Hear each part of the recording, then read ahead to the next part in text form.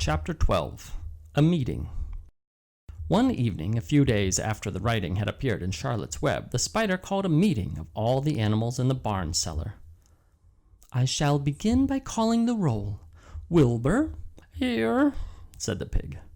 "Gander." "Here, here, here," said the gander. "You sound like 3 ganders," muttered Charlotte. "Why can't you just say here? Why do you have to repeat everything?" "It's my idiosyncrasy," replied the gander. "Goose," said Charlotte. "Here, here, here," said the goose. Charlotte glared at her. "Goslings 1 through 7. Bee bee bee, bee bee bee, bee bee bee, bee bee bee, bee bee bee, bee bee bee, bee bee bee, said the goslings. "This is going to be quite a meeting," said Charlotte. "Anybody would think we had 3 ganders, 3 geese, and 21 goslings. Sheep." "Ah," answered the sheep all together. "Lambs." "Ah," answered the lambs all together. "Templeton." No answer. "Templeton." No answer. "Well, we are all here except the rat," said Charlotte. "I guess we can proceed without him. Now, all of you must have noticed what's been going on around here the last few days. The message I wrote in my web praising Wilbur has been received. The Zuckermans have fallen for it, and so has everybody else. Zuckerman thinks Wilbur is an unusual pig, and therefore he won't want to kill him and eat him. I dare say my trick will work, and Wilbur's life can be saved." "Hooray!" cried everybody. "Thank you very much," said Charlotte. "Now, I called this meeting in order to get suggestions. I need new ideas for the web. People are already getting sick of reading the words "some pig." If anybody can think of another message or remark, I'll be glad to weave it into the web. Any suggestions for a new slogan?" "How about Pig Supreme?" asked one of the lambs. "No good," said Charlotte. "It sounds like a rich dessert." "How about Terrific, Terrific, Terrific?" asked the goose. "Cut that down to 1 terrific, and it will do very nicely," said Charlotte. "I think terrific might impress Zuckerman." "But Charlotte," said Wilbur, "I'm not terrific." "That doesn't make a particle of difference," replied Charlotte. "Not a particle. People believe almost anything they see in print.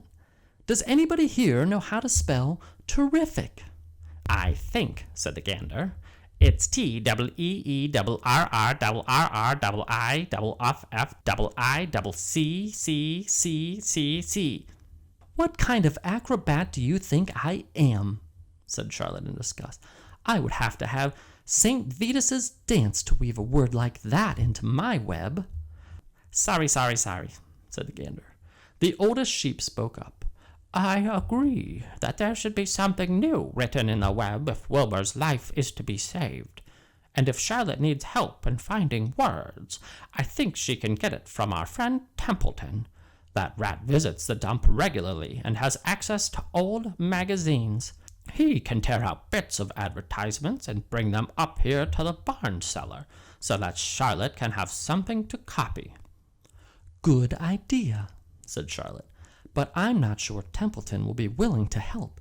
You know how he is, always looking out for himself, never thinking of the other fellow." "I bet I can get him to help," said the old sheep. "I'll appeal to his baser instincts, of which he has plenty. Here he comes now. Everybody keep quiet while I put the matter up to him." The rat entered the barn the way he always did, creeping along close to the wall. "What's up?" he asked, seeing the animals assembled. "We're holding a directors' meeting," replied the old sheep. "Well, break it up," said Templeton. "Meetings bore me." And the rat began to climb a rope that hung against the wall.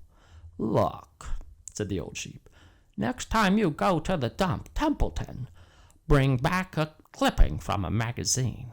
Charlotte needs new ideas so she can write messages in her web and save Wilbur's life." "Let him die," said the rat. "I should worry." "You'll worry all right when next winter comes," said the sheep. "You'll worry all right on a 0 morning next January when Wilbur is dead, and nobody comes down here with a nice pail of warm slops to pour into the trough. Wilbur's leftover food is your chief source of supply, Templeton. You know that. Wilbur's food is your food, and therefore Wilbur's destiny and your destiny are closely linked. If Wilbur is killed and his trough stands empty day after day, you'll grow so thin we can look right through your stomach and see objects on the other side. Templeton's whiskers quivered. Maybe you're right, he said gruffly. I'm making a trip to the dump tomorrow afternoon.